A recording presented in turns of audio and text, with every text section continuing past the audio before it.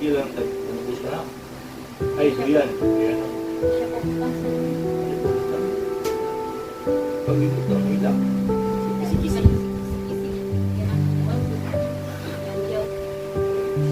Pupuson mo yan na gusto mo itong isita nga pinagpasa sa buwa. Gusto mo isita. Bisita niya. Nandito sa roon. Matakbal eh. Na-check up dahil nag-check up mo. Maintenance mo na po siya. Maintenance mo na po. Sino pang mga isita? Kaya na nakaulo.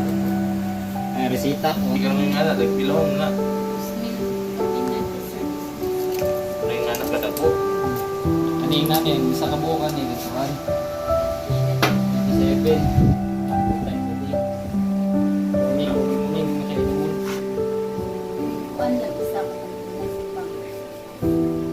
Siya nagdala ni sir, sitaan siya ng Ganito, matulog niya. Hindi siya matulog. Sumanak, bro. Dugmo ko na, dugmo ko. Bumukon niya. Dugmo ko lang. Tapos ulit. Tulog niya, tulog. Kahit ka mo yan. Paimnon siya pag kanang tinulog na po ninyo. Tapos subay tulog. Asa ka tulog? Tapos sir, sisi bakit? Nice. Duty ron, dali. Balik. Pag duty ka, ikaw rin isa dali. Magluto ka na. Lutang lang mo, magluto ka. Yung isa mong luto? Palsi niya, yung palsi.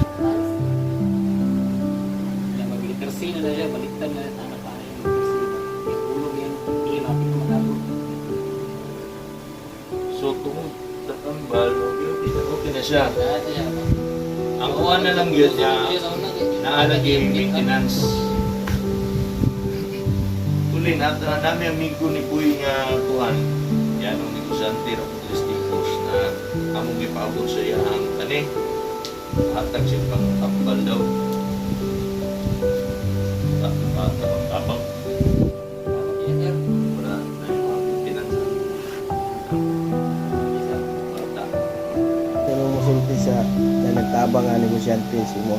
Sa kwarta ngayong yatag sa kuha, inabang sa kong anak. Salamat kayo sir. Salamat kayo sa maghihatag nga cash para sa akong baby.